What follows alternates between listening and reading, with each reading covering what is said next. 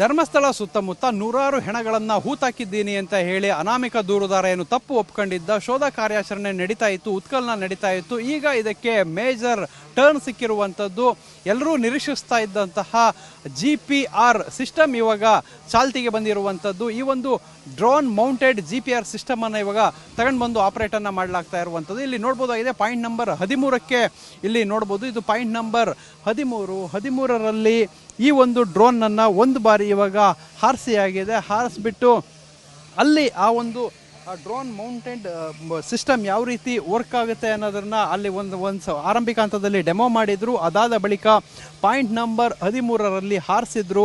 ಅಲ್ಲಿ ಹಾರಿಸಿದಂಥ ಸಂದರ್ಭದಲ್ಲಿ ಅಲ್ಲಿರುವಂತಹ ಕಳೆಗಳು ಮತ್ತು ಬಿದ್ದಂತಹ ಮರದ ತುಂಡುಗಳು ಎಲ್ಲವನ್ನು ಕ್ಲೀನ್ ಮಾಡಲಿಕ್ಕೆ ಈಗ ಹೇಳಿರುವಂಥದ್ದು. ಸದ್ಯಕ್ಕೆ ಪೌರ ಕಾರ್ಮಿಕರು ಎಲ್ಲವನ್ನು ಕೂಡ ಕ್ಲೀನ್ ಮಾಡ್ತಾ ಇದ್ದಾರೆ.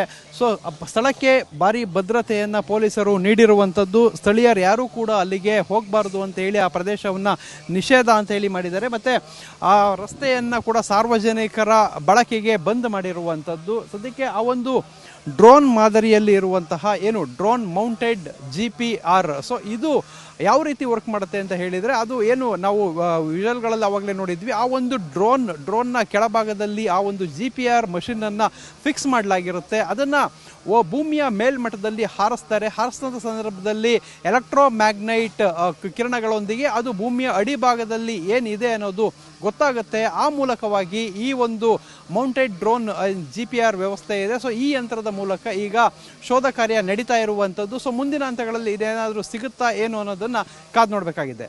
ಕ್ಯಾಮ್ರಾಮನ್ ರಾಜೇಶ್ ಜೊತೆ ಪೃಥ್ವಿರಾಜ್ ಬೊಮ್ಮನಕೆರೆ, TV9 ಧರ್ಮಸ್ಥಳ.